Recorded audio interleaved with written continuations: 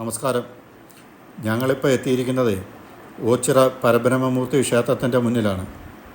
അപ്പോൾ ഇവിടുത്തെ ഐതിഹ്യങ്ങളൊന്നും നിങ്ങളെ പറഞ്ഞ് മനസ്സിലാക്കി തരേണ്ട ആവശ്യമില്ലല്ലോ.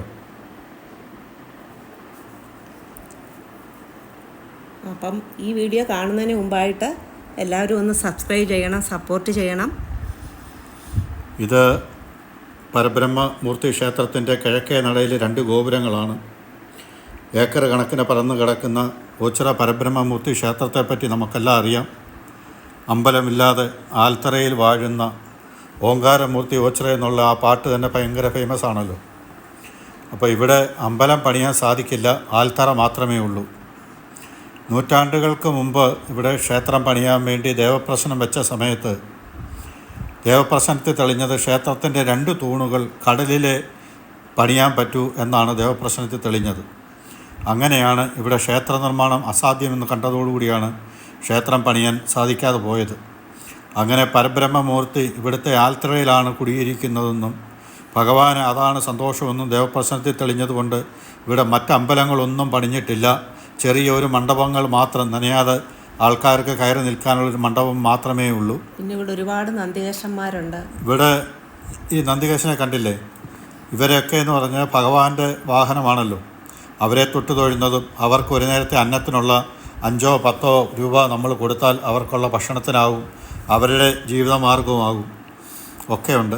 പണ്ടുകാലത്ത് നമ്മുടെ വീടുകളിലൊക്കെ ഈ നന്ദികേശനെയും കൊണ്ട് വരുമായിരുന്നു.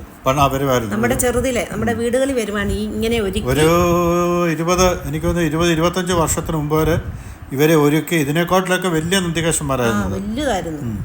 അവരെ ഒരുക്കി നമ്മുടെ വീടുകളിൽ വരും. നമ്മുടെ വീട്ടിൽ നിന്ന് മണിയടിച്ച് ഇങ്ങനെ കേൾക്കാൻ പറ്റും. വലിയ മണി കിലുക്കിക്കൊണ്ട വരുന്നത്, ദേഹം മൊത്തം മണിയായിരിക്കും.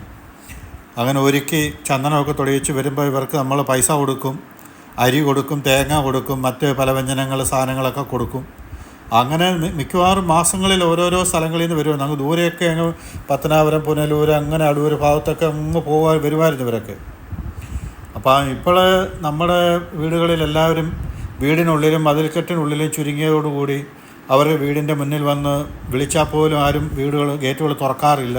ഇപ്പം വരാറുമില്ല, അവരങ്ങനെ വരത്തില്ല. ഇപ്പം വരാത്തതിൻ്റെ കാരണം ഇതൊക്കെ തന്നെയാണ്. എല്ലാവരും ആരും വന്ന് മണിയടിച്ചാൽ പോലും തുറക്കത്തില്ലല്ലോ. ഇത് തുറക്കാൻ വേണ്ടി ആരെങ്കിലും അച്ഛനോ അമ്മ ആരെങ്കിലും പ്രായമായവർ മാത്രമേ വീട്ടിലുണ്ടാവുകയുള്ളൂ. അത് വേറെ കാര്യം. ഇത് പ്രധാന നടയാണ്.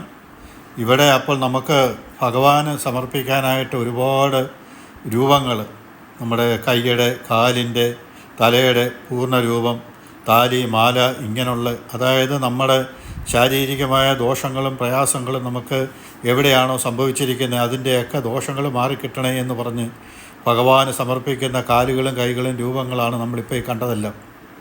അങ്ങനെ ഒരുപാട് പ്രാർത്ഥന സാഫല്യം നേടിയിട്ടുള്ള ഈ ഓങ്കാരമൂർത്തിയുടെ ഈ പുണ്യഭൂമിയിൽ വന്നുവിടുക എന്ന് പറഞ്ഞാൽ അതൊരു ഭാഗ്യം തന്നെയാണ്. പിന്നെ ഏക്കർ കണക്കിന് സ്ഥലമുണ്ട്. മഴയായത് കാരണം നമുക്ക് കൂടുതലായിട്ട് മൊത്തം എടുക്കാൻ പറ്റിയില്ല, നമുക്ക് പോകാൻ പറ്റില്ല, ഭയങ്കര മഴയായിരുന്നു.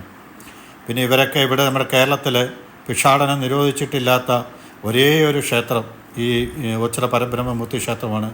കൈയില്ലാത്തവരും കാലില്ലാത്തവരും കണ്ണില്ലാത്തവരും ഒക്കെ അവിടെ വന്ന് ഭിക്ഷാടനം നടത്തി അവിടെ നിന്ന് അന്നവും കഴിച്ച് ഏത് നേരവും ആര് വന്നാലും അന്നദാനം കിട്ടുന്ന ഒരേ ഒരു ക്ഷേത്രം ഇതാണ്. അപ്പോൾ ഞങ്ങളുടെ വീഡിയോ ഇവിടെ പൂർണ്ണമാവുകയാണ്. എല്ലാവർക്കും നന്ദി, നമസ്കാരം.